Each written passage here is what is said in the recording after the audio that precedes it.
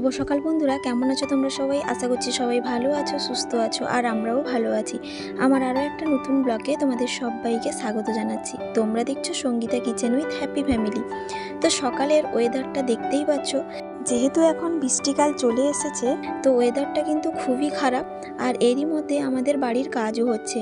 তো তোমাদের দাদাভাই কিন্তু প্রচণ্ড পরিমাণে টেনশনে আছে যে কাজগুলো কিভাবে হবে, যেহেতু এটা বাইরের ঢালাই হবে। তো সেই জন্য বৃষ্টি যদি হয় তখন কিন্তু বেশ সমস্যাও হয়ে যাবে। তো গতকালকে তো অনেকটা কিন্তু রড বাঁধা হয়ে গেছে, তো কিছুটা বাকি আছে, সেটা আজকে হচ্ছে, দিলে কালকেই ঢালাই হবে। তো লোকের সঙ্গে কথা বলে কিন্তু মেশিন অর্ডার হয়ে গেছে, মানে যে মেশিনের সাহায্যে ঢালাইটা হবে ওটার কথাই বলছি। তো এই জন্যই কিন্তু তোমাদের দাদাভাই একটু টেনশনেও আছে। আর এদিকে রান্নাঘরটা যে দেখতে পাচ্ছ, এইটাই হচ্ছে আমাদের মাটির রান্নাঘর হবে। এখানে উনুন হবে, আর এখানে কিন্তু ওনারা বালি ফেলে প্রথমে সমান করবেন, তারপরে কিন্তু ওপরে রড বাঁধা হবে, তারপরে ঢালাইটা হবে কালকে।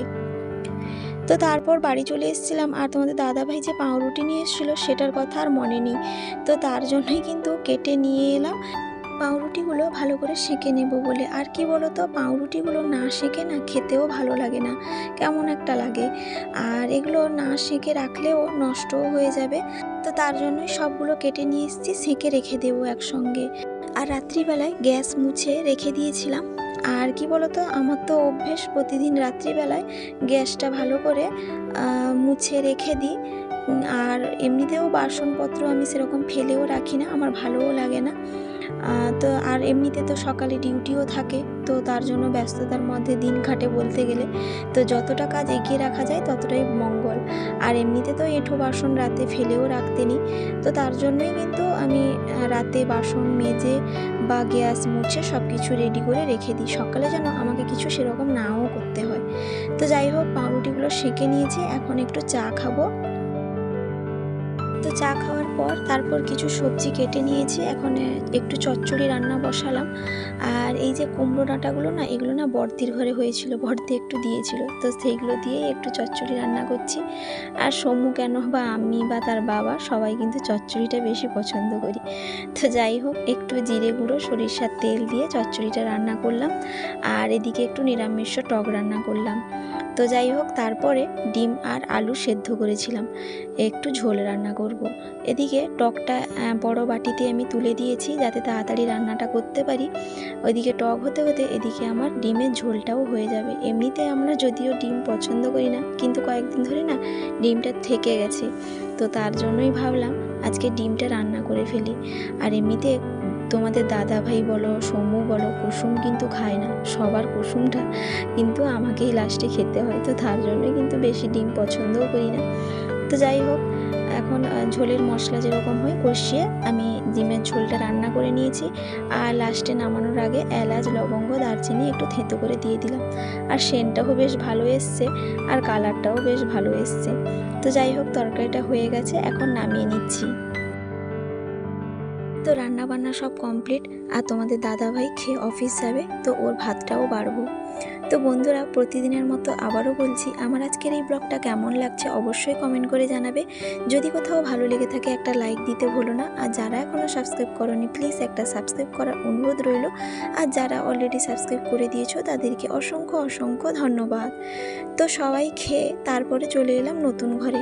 আর এই যে দেখতে পাচ্ছ পায়রার অবস্থা, রং হয়েছে ওইদিকে কিন্তু নোংরাও করেছে।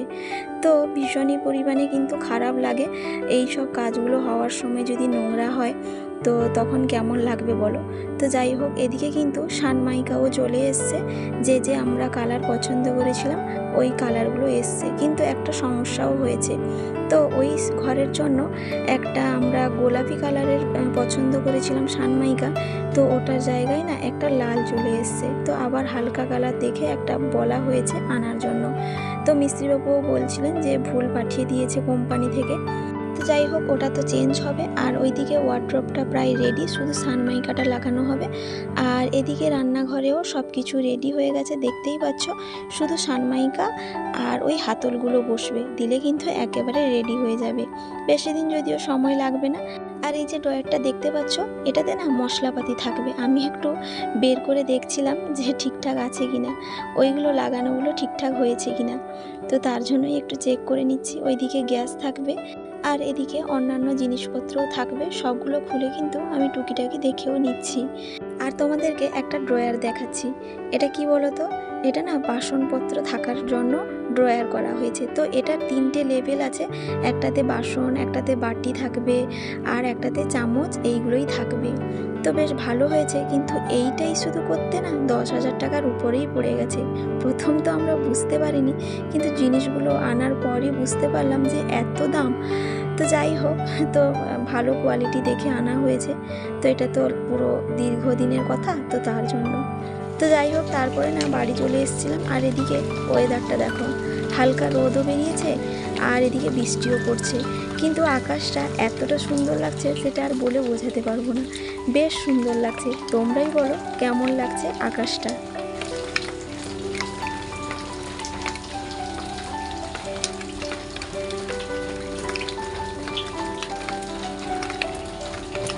তারপর নতুন ঘর থেকে এসে এখানে সমুকে চান করিয়ে সমুও খেয়েছে আর আমিও খেয়ে নিয়েছি। তারপর সমুর জন্য একটু সেমাই বানিয়ে রেখে দিচ্ছি।